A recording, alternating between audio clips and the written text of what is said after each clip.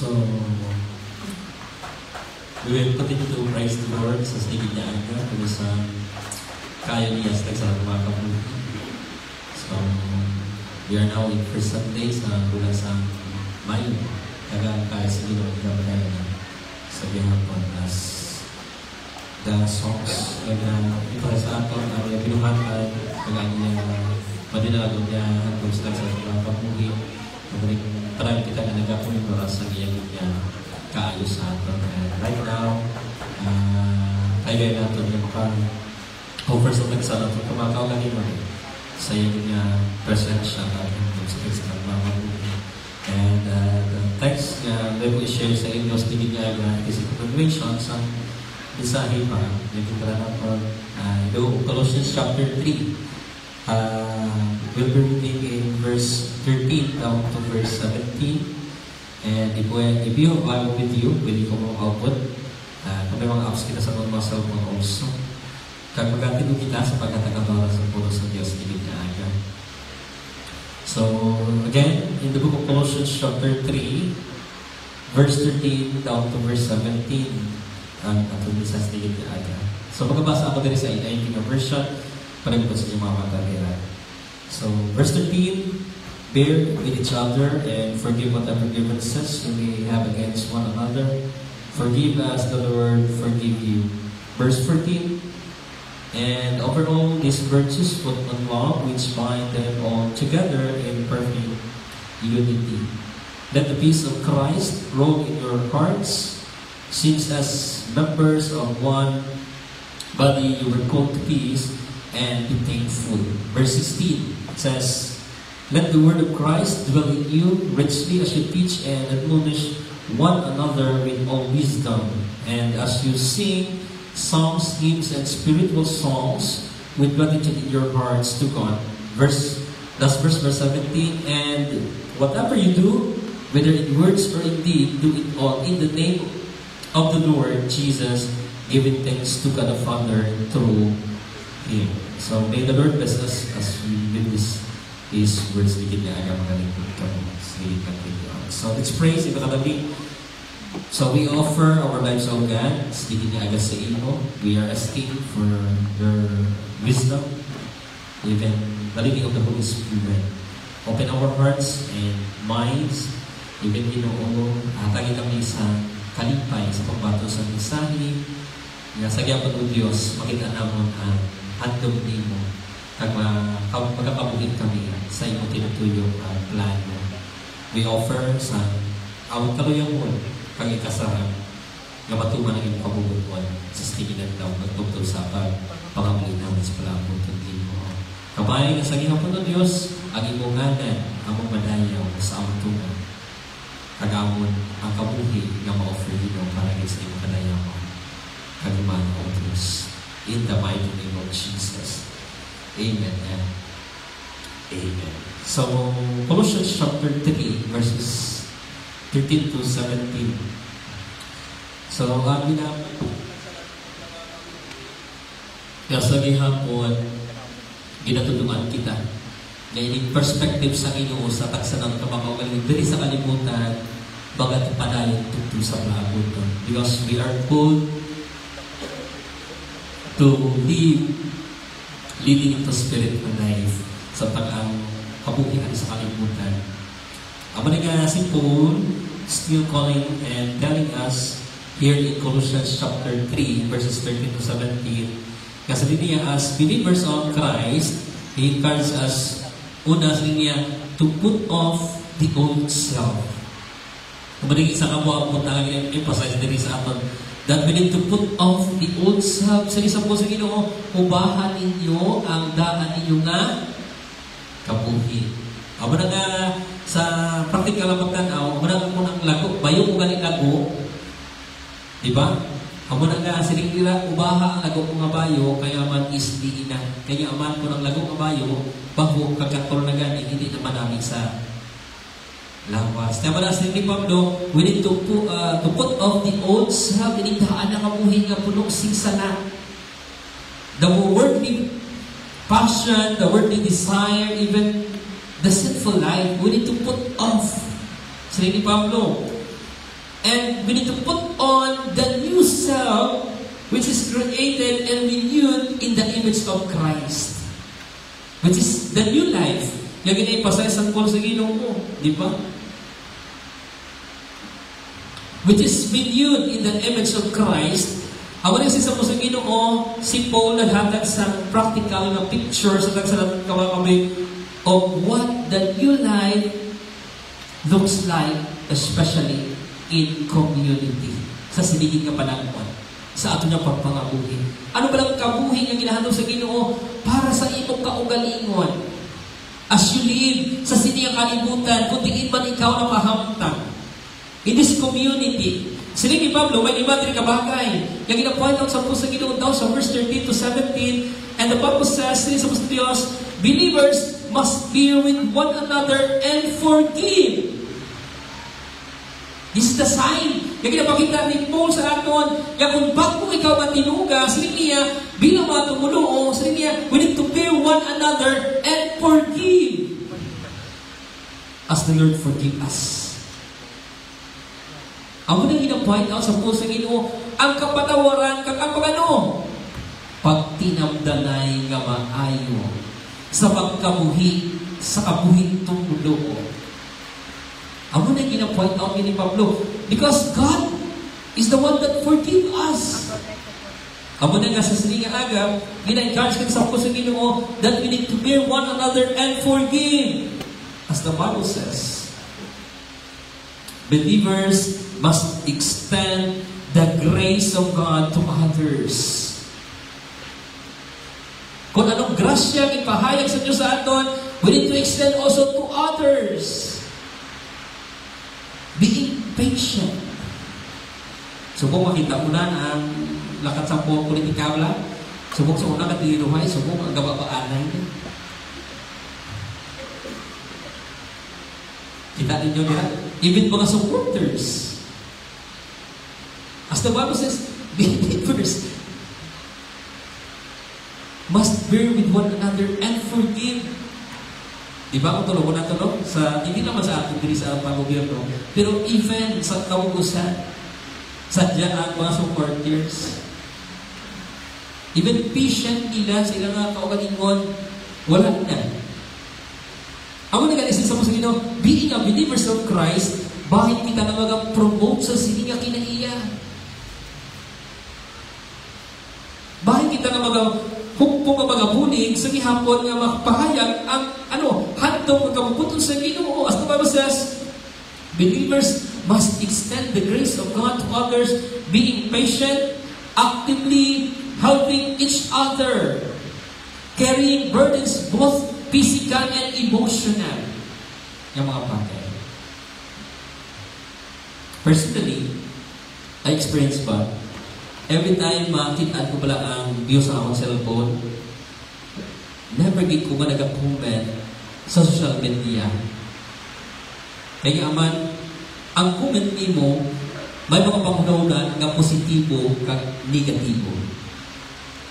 Never gig ko ba naghahatag sa pangunaw na kung mas hindi mo ba lang, baka di mo sa kagmakakreate sa hindi manamit. Instead of putting sa sinang ng mga bala, we need to put sa mga mensahe na maghatag paglupay.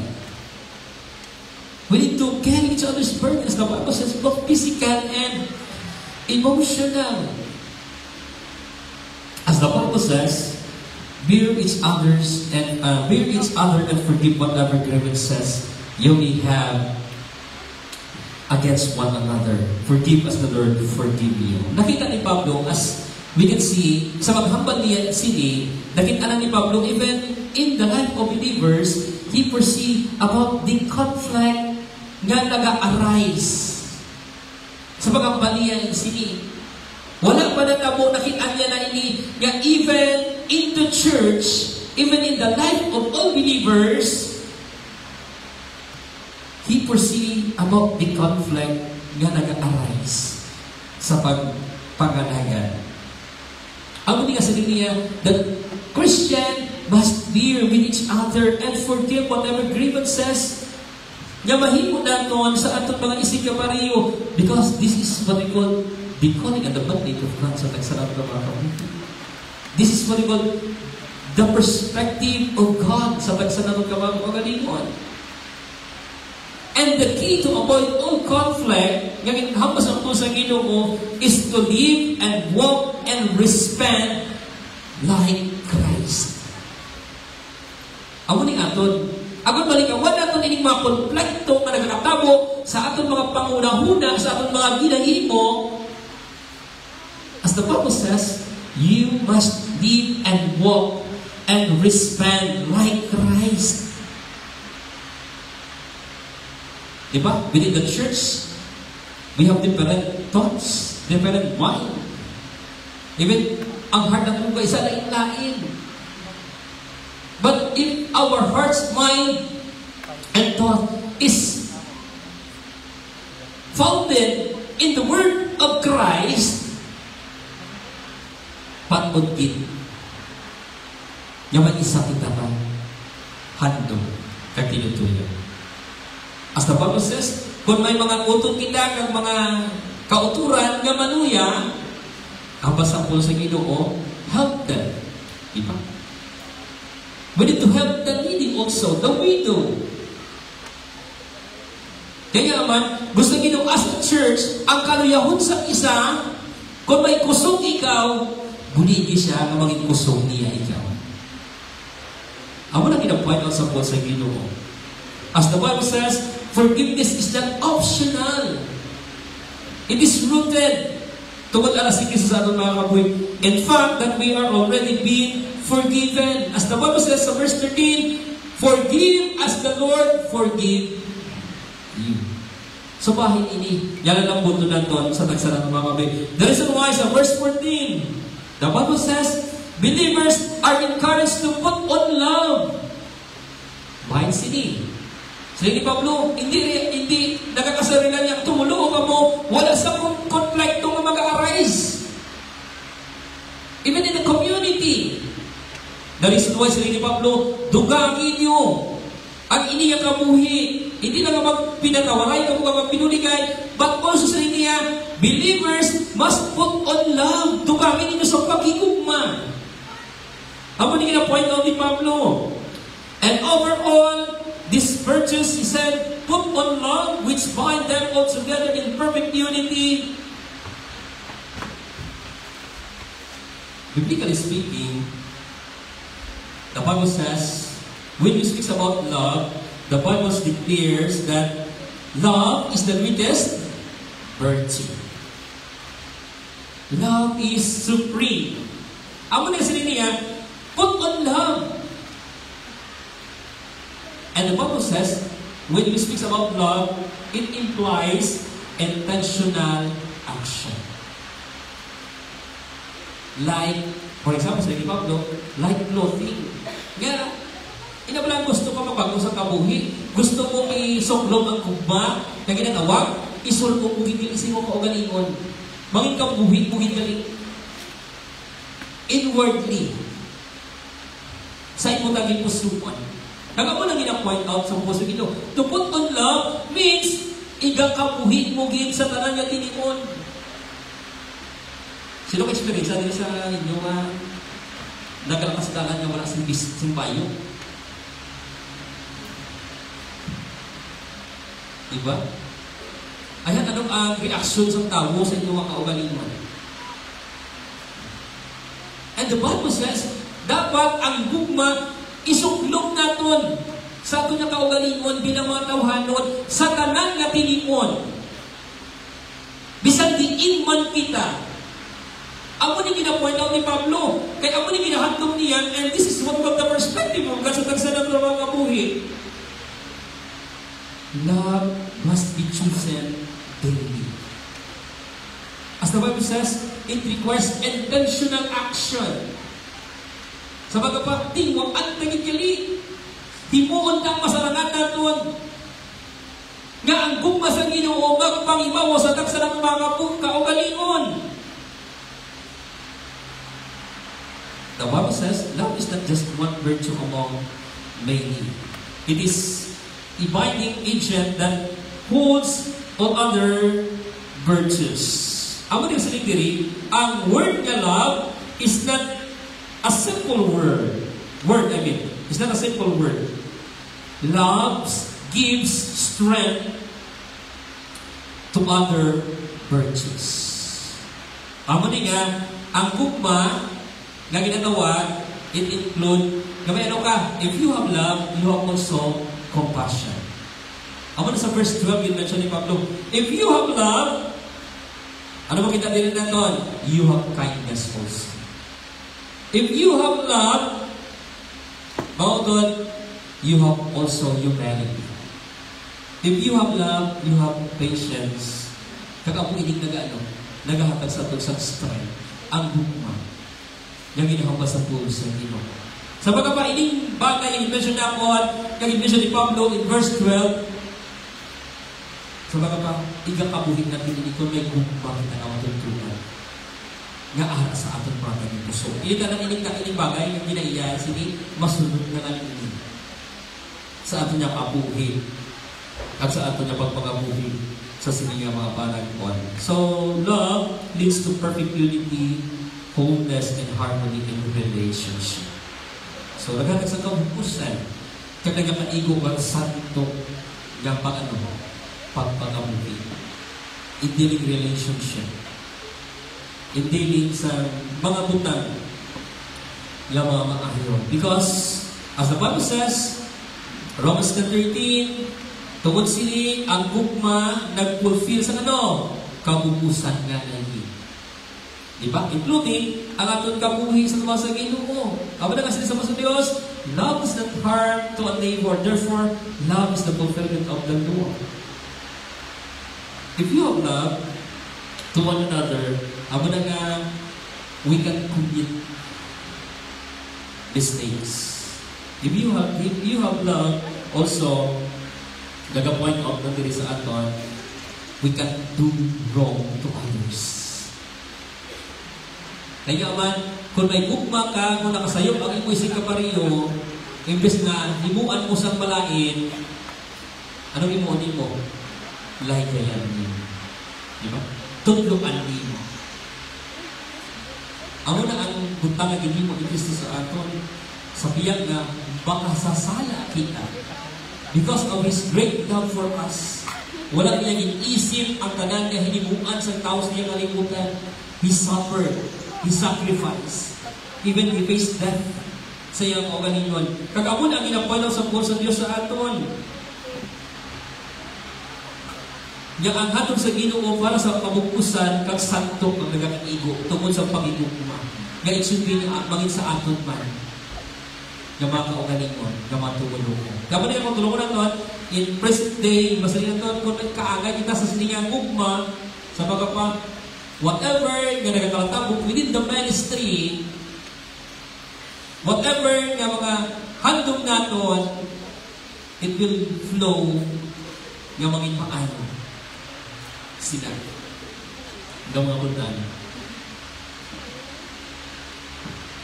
Sa aton. So, love gives a clear idea to live a Christian life. So, kapag sa isa ka scholar, love is the lens through which all obedience is lived out. Kagagin ang point out diri sa Paul sa Ginoo in the book 1 John chapter 4, verse 7 and 8, tungod ang Diyos amo nagapanag-iya sa aton kag siya madugtuon nga gugma sa tagsaran nga mga kabuhi. As the Bible says, God is love. Whoever lives in love lives in God and God in them. Love is essential to Christian life. Love is our identity as Christian. It flows from God and who is God sa tagsaran nga mga kabuhi. Amo ni gina-point out sa tagsaran nga mga kabuhi. Amo na nga, tungod ang gugma, ang Diyos, kag ang Diyos na namuyo sa tagsaran nga mga kabuhi. That is why, nagkakaigugin, ano na nun, igang kabuhigin natin ang gugma, na gusto sa Diyos, sa aton. Tanan. Not only that, sa isang mga Ginoo, in verse 15, tungkol sini, believers must have Christ's role in our hearts. As verse 15 says, let the peace of Christ rule in your hearts, since as members of one body you were called to peace and be thankful. The peace of Christ must be relational harmony. Ang mga nabasa po sa Ginoo sa aton within the body of believers. The word relational harmony, it speaks about sa nagakaigo o nagasinantong na relasyon. Kagapunin lang ang buton natin. And we're encouraged to live in peace daily even when conflict is absent. Diba? Kung wala ka isang konflikto, ang kabuhi, masalit kita nga daw ang pagkidait sa tagsaran mga kaugalingon daw, ano man, na wala na itong gina-exercise. Diba? Kung nagkakaigog lang, ang point pala nga, ang conflict, kung walang kanin, daw kahaya, ay lang sa kabuhi mo. Sabaga pa, the peace nga gina-mention diri, amo ning kabuhi nga ginahanap sa Ginoo sa aton. Kagamo ning tinutuyo sa Dios nga ginatuluan kita even when conflict is absent. So, as the Bible says, we need to live in unity as the Lord called us to live in peace because we are members of one family. Kung na, kung tulungan pa na natin, tungkol kita, huwag kita bilang mga organisasyon sa Diyos, templo, kakalabanin kita, we are the body of Christ. Kung na nga, kung tulungan natin, kung ang tagsa kapangunahan natin may paghidain ng alaan, sa pagkapadira nga buta, yung kasinanto na ang aton nga kabuhi. And whatever nga mabutan, nga maano naton, mahimo, sa pagkapakuna, isa kita kapangunahuna nga may kalindong na may tagadaan, wala din sa matuhaw na negatibo nga mga bagay sa ating mga kaugalingon.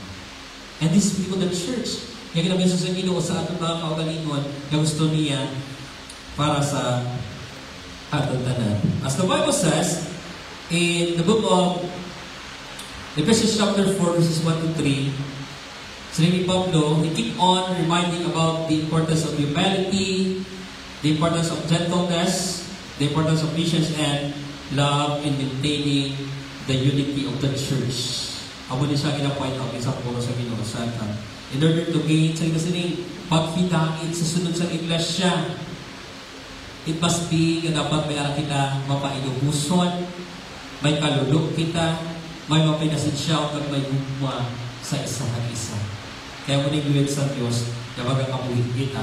Another, in the book of Philippians chapter 2, verse 2 to 4, he encourages also to have unity in thought, in purpose, and love.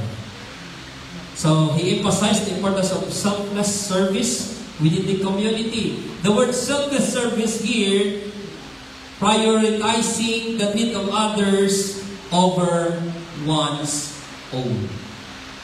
Selfless service, prioritizing the need of others over one's own. Sa pagkapa, hindi lang yan imo kaugalingon, ginagawa mo permi. Dong-dong. Kaginatulong. You prioritize the need of others. This is what we call the selfless service. We na-point out sa po sa Ginoo. And we need to encourage to have unity. Bahit sini nga mga butang. Ikaapat, na na-point out diri sa aton, verse 16. Believers are instructed to let the word of Christ dwell in us richly. Amo na na-point out sa po sa Ginoo.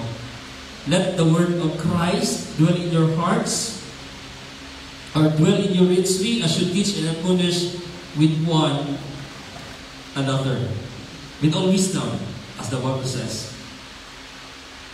The word of Christ is not just for personal study. Take note niyo na, the word of Christ is not for personal study. It should fill in our community. Nakuha nyo lang? Yaku ka isa, tabi na to, nagatukod kita sa puso sa Ginoo for our own. Kakamoy ng masabi na to. Di ba? Nga nagatukod kita para na sa atong na kinaalam. Amo na kasi sa puso sa Ginoo, nagatukod ka sa pulo sa Ginoo, kung nagatukod ka man, ikakabuhi mo, kag ipaambit mo sa ipisig ka pa rin. Amo na ginapoint out sa puso sa Ginoo. Nga gusto sa Diyos, to let the word of Christ dwell in us richly, with all wisdom, tunduan natin, ang kabuhin natin, will become a testimony.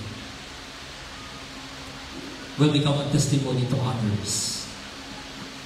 Sa bagay ang kabuhi, yung ginagandong sa Ginoo, walang lang niya nagapabilin sa four corners sa ating iglesia. Pagsulod ni mo diri, ang mga kinapoint lang, pagsulod ni mo diri, ang basang katigulangan, daw santo ikaw. Pagbuat ni mo, pamulasan ko na. So, ang mga kinapoint ang sampol sa Ginoo. This life, pag inahandog sa Ginoo, to dwell sampol sa Diyos sa aton, kami pusuon. Dumduman natin that the word of Christ is not just for personal study. it should feel in our community also. Amo na nga, dapat ang kabuhi mo kung anong ikaw sa sulod sa iglesia, kung anong ang kabuhi mo bilang iglesia sa Diyos, kahit sa structure na kitawag pala, kung anong ikaw diri, it should be sa magwag mo sa community, amo man dapat ang kabuhi niya. That is what we want to dwell sa pulsa Ginoo sa aton sa tagsatang ng mga nagpusuan. Kagamo ang atong identity. Amo na nga, ang pagkamabinunigon, walang lang yan nagapabilin sa four corners ng church. Kaya nga man, ang hapal ni Kristo, di ba? Love the Lord your God with all your heart, with all your soul, with all your mind, with all your strength. Kaya nga naman niya, love your neighbor as yourself. Ang Disney mo yung lumang mo. Amo na ang handog sa Ginoo sa ato na gusto niya. Now we need to extend the grace of God to others. Amo na ang pagkamabinuligon sa sa tanan niya tinipon, pwede natin mahimo.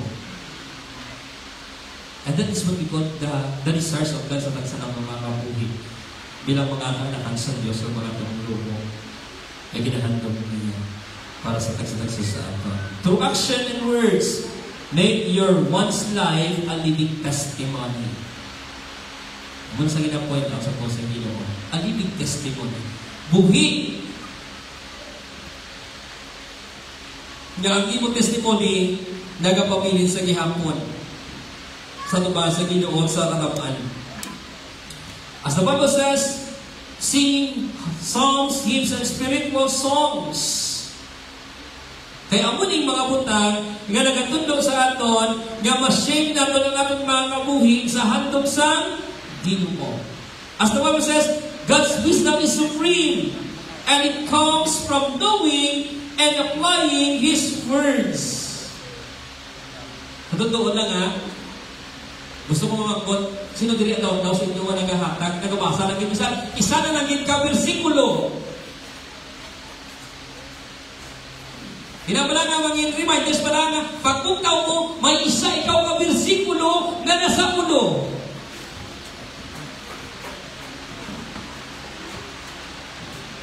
Diba? So, kung isa masalin na doon, ang cellphone, namin ini, kung namin magkita magamit, pero kung talo na doon sa kalainan, dahil mungkin kalainan sa cellphone. Nagamuling isa ang sa pagkapa, ang kaaway yun sa Bible mga cellphone, sa ato na kawalingon, mas ginaano na doon, kung i-buta na doon, mas labi pa yan ang nag-ano pa kung mo sa aga. Isa na po, personally, ayan, yung masaliti mo wala, the option mo na lang ang Bible na mabuksan mo. Kung isa masaliti niya doon, for personal study, masaliti ka, at ikaw may appointment ikaw. You need to study. How much more kung wala ka appointment ay happy? Di wala lagi siguro. But is the Bible says, habang sa Ginoo, this is what we call nga dapat i-shift nato ng ano ng kabuhi sa atong sa Ginoo. Paagi sa pagkanta, sa pagbasa sa mga salmo, sa pagkanta sa mga hymns, even spiritual songs. And most especially, God's wisdom. Yung ginaipasasin niya sa tagsanan ng mga kabuhi. Because spiritual wisdom, it comes from knowing and applying His words. Kung gusto ko kasi spiritual transformation leading into spiritual growth, amuni ang hugtan natin. That let the peace of Christ or let the message of Christ dwell in your richly as you teach and admonish with all wisdom. And lastly, yung ginapoint also po sa Ginoo, down to verse 17, believers are commanded to do all in the name of Jesus. Kita na doon? Alin sa verse 13, down sa verse 17, ginag-id-id ni Pablo ang pagtundo. As the Bible says, believers are commanded to do all in the name of Jesus. Habang sa verse 17 ha? And whatever you do, whether in words or in deed, do it all in the name of the Lord. Do it all in the name of the Lord. Kagtulo ko na ito, sa verse 23 pala, sa sining chapter, he mentioned also, whatever you do, work at it with all your heart, as working for the Lord, not for men. We need to work it for the Lord, not for men also. And we need to do it all in the name of Jesus. Ako na kasi sa mga Ginoo, we need to make the most of every opportunity to honor Christ daily. Ako na ilang point sa mga Ginoo. We need to honor Christ daily. We need to make the most of every opportunity. Ako na nga every Sunday, part ka ma-honor natin ang Christ, muna sa paghada sa kabuhiti mo. That is part ka gina-honor ni mo ang Diyos. Sa pagkukod natin sa pagpangamuyo, that is part ka gina-honor natin sa Diyos. Sa pagkanta natin. Diba? Paagi sa pag-practice ng choir, sa pag-presence of choir, that is part ka gina-honor natin ang Diyos. Paagi sa paghatag sa atin, offering. Gina-honor natin ang Ginoo. Everything we do, makatag, kahimayaman sa Diyos, that is part na gina-honor natin ang Diyos. Sa tagsa natin kabag o galingon. Naman galing niya, sa pagkarina doon, sa sininga aga, it should be ang kagipusuon natin puno sa kalipay. Amo na ang pinakamatahong na ginahandog sa Ginoo. Amo na nga kung may mga palalimpan kita, pagkarina doon, sa sininga aga, paingin ang palalimpan sa malay mabilin. Amo na gina-point out ni Pablo. Kaya kung sa Ginoo, masulo niya ang kabuhiti mo. As the Bible says, whatever you do it all in the name of Jesus. Kaya kung sa Ginoo, masulo niya ang ating kabuhit. Hindi lamang sa siniaga, kundi sa tanan na tiningon. Amo na nga, Diyos nagkakabalaka ba sa tagsa ng mga kabuhit? Sa tingon nga may mga problema kita. Sa tingon nga may mga ano kita. May mga kaluyahon kita ang Ginoo nagkakabalakagin. Nga dapat i-offer natin ina sa iya. Kag i-surrender natin ina sa iya. Make the most of every opportunity to honor Christ Jesus. It says, always please God through your words and action. Through your words and action. I-please mo ginang Ginoo sa imo mga pulunungon, kag sa imo mga binuhatan. Whatever you do it all in the name of our Lord Jesus. In words or in action or in deed. Kag lastly, ang manasa sa mga Ginoo, acknowledge the presence of the Lord.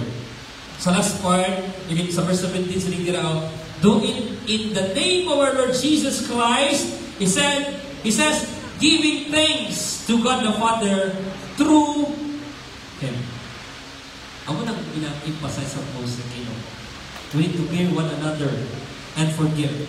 As the Bible says, we need to put on love. As the Bible says, have Christ's peace roll in our hearts. As the Bible says, we need to instruct and let the word of Christ dwell in us richly. And lastly, you mentioned ako, do it all in the name of Jesus. Sa atin ang pagpangabuhi, sa subong ng maraman sa kalaabong ito, kagarayaw din ang puno sa inyo mas nilipin. Mag-aagal ang ito ng thanks please and offering. So, because ako ng mga ushers.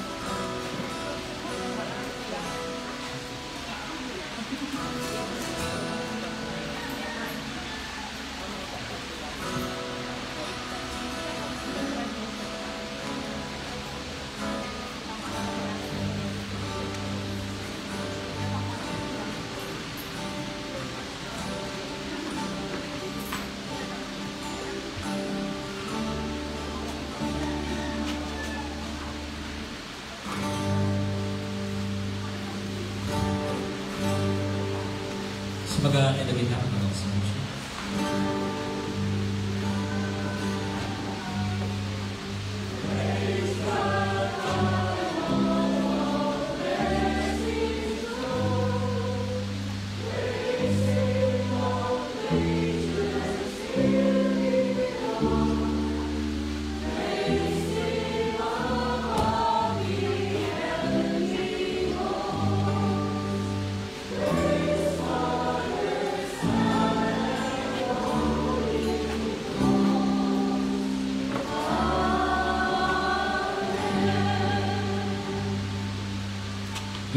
We keep on praising, O God, your names, tigil niya aga, declaring, Lord, that you are worthy in the house of Kabuhi, and as we come together, as we offer this offering, sa iyong binangalan, we glorify your name, O God, kung sa iyo, mawilan to doon nga kaaluan ka, kaparang sa mo, kag-deserve ka, O Diyos, para balikan sinin na may kalipay, sa mga taging-pusuman. And pwede yung ginoon ikaw, ibang bless those part na desires to help the ministry. At kapag sa gihapon may kalipay na magugos ginoon, sipin mo na makabulig yun sa iyo ginagawa ginoon. Kabay na sa gihapon, ginoon matumanay mo mabubuton sa gihapon sa ating yung ginoon sa pag-anubalik ng masipin mo, kabay sa inyong bugay na amag ginoon offer, tubuti nga sa gihapon ginoon ikaw, yung mga petition sa tagsa ka mga kabuhi, tagsa ang imo ginoon na tutuon pagumalaw nila sa tubuti nga gamitan ini na makahatag sa gihapon si dalagaan kagawswagan ginoon sa ministry ay ito yan mo para sa isang sa dalayaw ka o Diyos ang mga kabuhi kag amo ng kalipay tungod sa imo maminatutuan kapag imo mo kaya ikaw o Diyos marami kang kulang sa gihapon ginoon sa lalim mo buga ng mga Diyos kag buga na ang imo pagkukumpaw palangga sa ginoon. Kani kalipay namon yung gina-offer ini kamay pagdayaw gid through the mighty name of Jesus, our Lord and Savior. Amen and amen.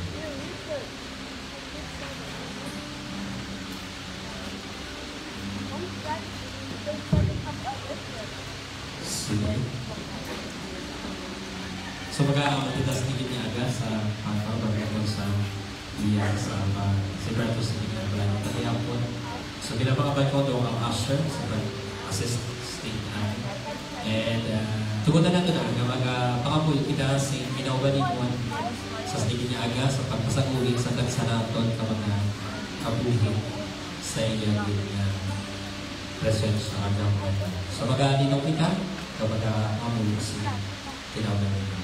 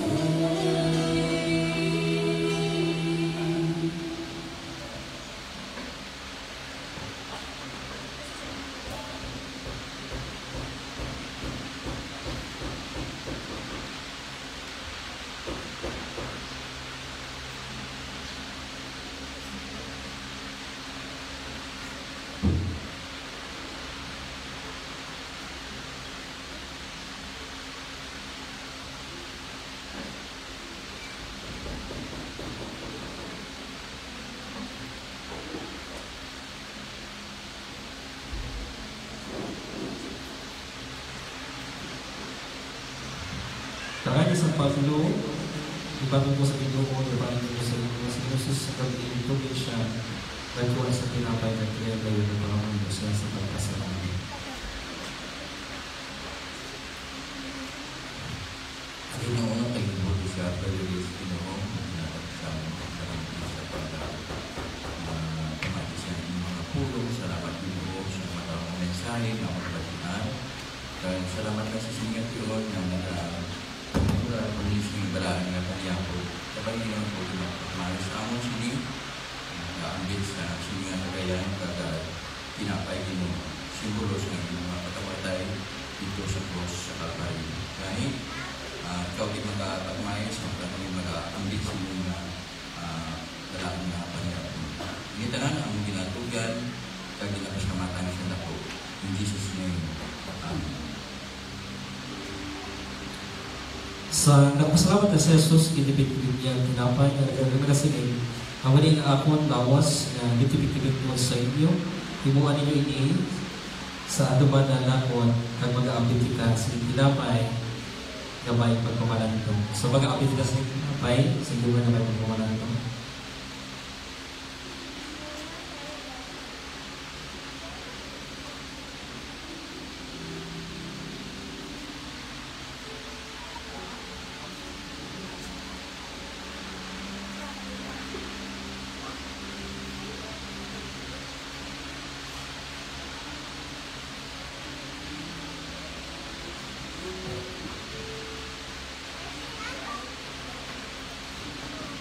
Sa mga bagay, ang tagayan sa tapos at panayapan ng sinisya, hindi nga tagayan ang mga bago, katipan sa akong tugo, kumuha ninyo ini sa masunsun na pag-inom sini, sa duman na nakon, kaya sa masunsun na nagkakaot ka mo sining tinapay na nagahinom, sining tagayan, inabandalan ninyo pamatayon sa pinutugtog na magkakalis siya.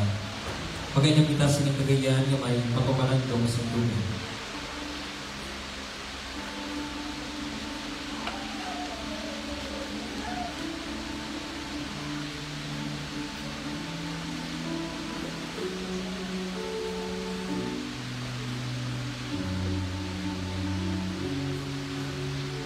Ang imo kadalagan, O Diyos, naging kabahin kami ng malapit sa pinasaya kabuhi. Kabugan ang Ginoo na tinutuloy sa sa namang gawa, kaugan ng Ginoo. Right now, O God, we acknowledge the Lord sa Ginoo na ang gawain sa among tunga sa pag-kumimura ng Ginoo sa ipalanapan niya po ng Ginoo. Dayaw kami ng Ginoo naman. Papay na gusto niya naging pusuon tungkol sa ipumasan ka ng plano minuslag sa namang ng mga kabuhi. Tungkol sa ipupugan ng kapagpalangga, inatagan mo kami Ginoo sikay kayo na nagtinutuloy Ginoo na maging kalabito ng tagsang isa sa among Ginoo sa iyong uluwasan Ginoo. Kanyang may, padayon ikaw ang mga bata, padayon ikaw ang magatutulo sa among Ginoo. Paano pa kami Ginoo maging maitulungan man o Diyos sa iyong plano Ginoo. Padayon kami nga pahayag Ginoo may magtuo kami nga nagkakayo Ginoo sa iyo. Kami natunod na maghihugma o Diyos nga nagapanumbalik si Tino kaya nag-offer Pino sa tagsalang ng mga kabuhi bilang buhi, kahalan, sumugin mo ka na hamutan kagka minahandong Pino nga kabuhi na gusto ni mong Ginoo para sa amon kag para sa iyong kanalan at Ginoo matuman at tanang Ginoo. Abay, ginakalipay din naman o Diyos kag ginapasalamatan ka tungkol sa iyong grasya ka sufficiente kag bugana nga kabuhi na ginatag sa amon. This is our prayer, O God, sa gihapon with thanksgiving. In the mighty name of Jesus. Amen and amen.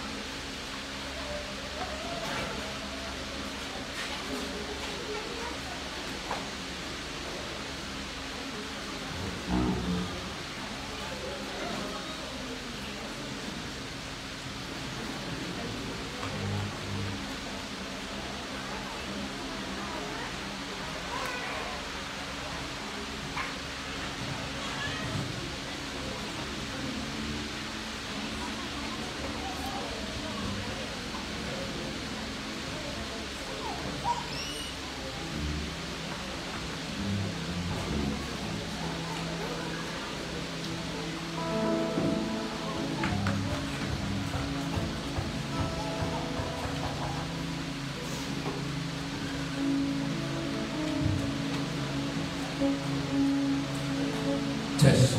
So para sa atong announcement, so ang atong EYCM camp mag-start na sa buwas, no? May 5 to 7. Bali 3 days na siya, no? Dito sa Cora Beach, sa Bago City. Kaga ang atong expected nga mga campers, mga 17, no? To 18. So muna, kaga pasalamatan sa no? Si Maricel Chupi, dito rin ako ng visitation, nakataga 50 pesos. So, nakatagsa ka ina si Mrs. Chupi, no? Para sa visitation sa mga kabataan. So, ang sarap niya na to, so karoon na siguro may instruction, matanong instruction sa mga kabataan, no? Kaya, ako rin yung kabayo, no? Ang ato mga campers, magdalagin siyang extra na bayo, no? Kung kinakita si Malipan ka mo, 3 days na. Kaya kung pwede, tubig pa kayo. Kaya inyong mga personal. Atong gospel team, sa May 19 na, no? So, gospel team start May 19, so bali 1 week siya. Oh, as 19, tali siya sa Padug, no? So, bali 1 week. Ang atong discipleship training, May 17, diri sa atong church. Kaya ang atong may aling training ko na no?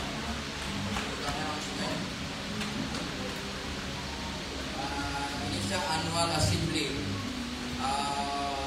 Was is in the desert, no?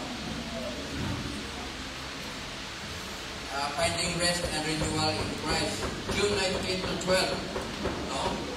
Seaside Beach, Tiling, Kawayan. So, ang church fee is 400, ang pre-registration is 250, on-site is 300. So, kalit mo din siguro, diyan sa Cebu, Yapon. Kaya kapon ito, asang sa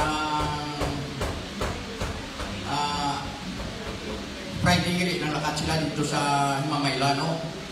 Nag-attend sila sa for leadership. So, si Indayan, PG, si Yulo, no? Tatlo sila naglakad. Kaya mo ni ilatogin mitingan, so mo ni may arang na annual assembly 2025. So, no? Dito sa Seaside Beach, Tiling, Kawayan. So, ginatong ginawag nino, ginanong atong church fee is 400, pre-registration is 250, on-site is 300. Kaya subungan natong rin outreach ito sa Protocol ko dahil sa Gapo, no?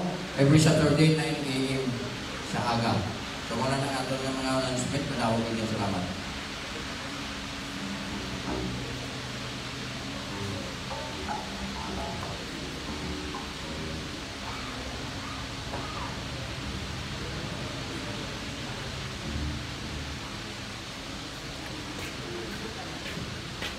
So, in connection sa Camp Buwas, sa kabataan, basi my guardian talaga maupod.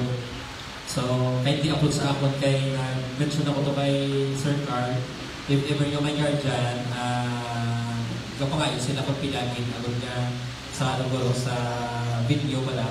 The same time sa preparation sa food kasi sila. So nga approach niya tapos kung sino ang willing ko po yung guardian, ang pala nyo lang po agad maisip ka mo.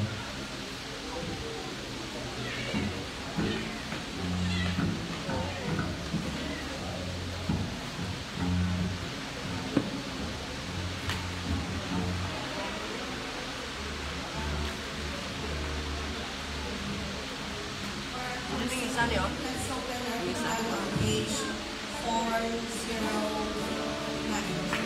I know I will need that one that's deep down at the screen. All verses.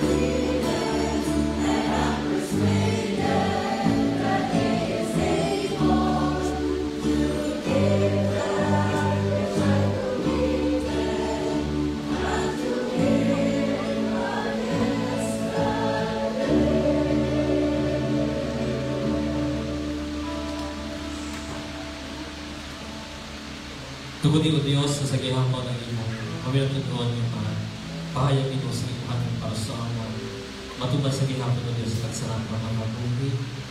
Kaya buligan kami o Diyos, matuman sa gihapon ng pagbugot ko at yung surrender na ako Diyos sa kapupusan ng aming kabuhin man imo. Bilang buhin kahanan, subong magikalamot ang Diyos sa iyong ginahiyat imo.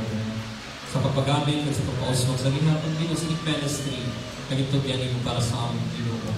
Kasagayan ko nagkakalipay kami, nagkahilubusa, na may isa ka nalambuton, at may isa ka tinutuyo. Kasagayan ko ng Diyos ang imong ginharian, pauswagon, paagi sa pagbinuligay, kapag ino sa pagkinumaan. May panghilaan kami. Kasagayan ko Diyos at nagsarap ng mga nagibusod ng pangunauna. Nga ang tanan sa giyang mong Ginoo, minsan imo, gangalan Ginoo. Ang tanan sa imo Ginoo, ang kauswagan kag ang kaybayaan mo Diyos. Ganamay, garantiya, nga nagapanagbanig kami Ginoo. Tanda sa pagpakaubos at sa nang kawaga Ginoo para gitnaman Ginoo sa imong anak. sa kauspuagan ng kapalapit.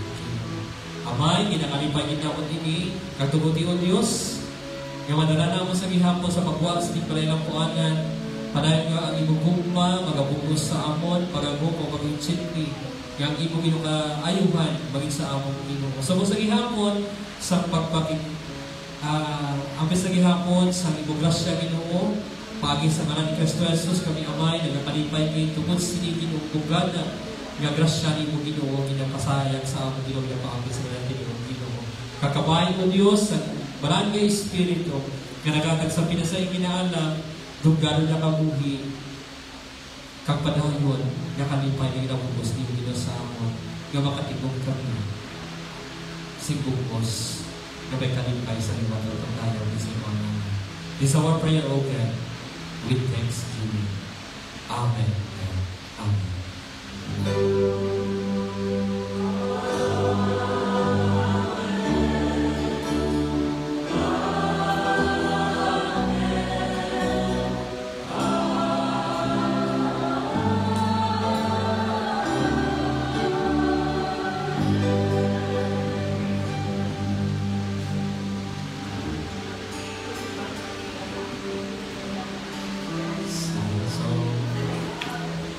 Dalawang ginagawa, sedikit niyaga, kag those who are willing to extend their generosity sa kabataan buwas.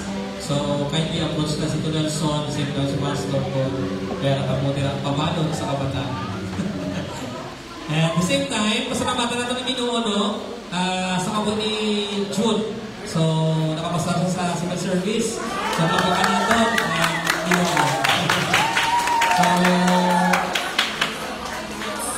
kabayang gusto ko nga, so, dalawin ang Ginoo sa ibong sa kabuhi sa mga handog.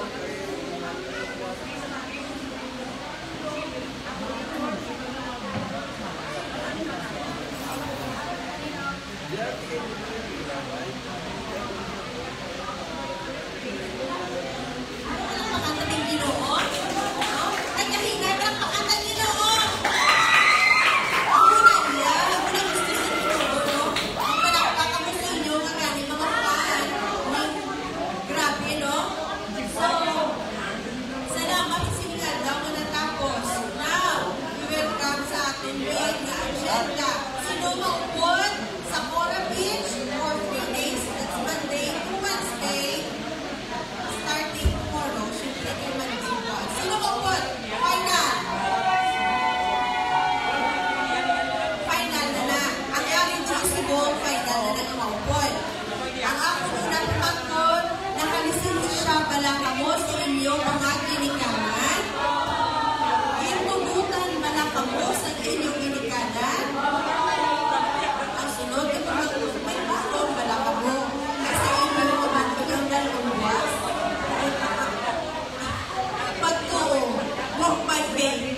So, praise God, ang mama ni JL ang nag-provide para sa aking mga registration.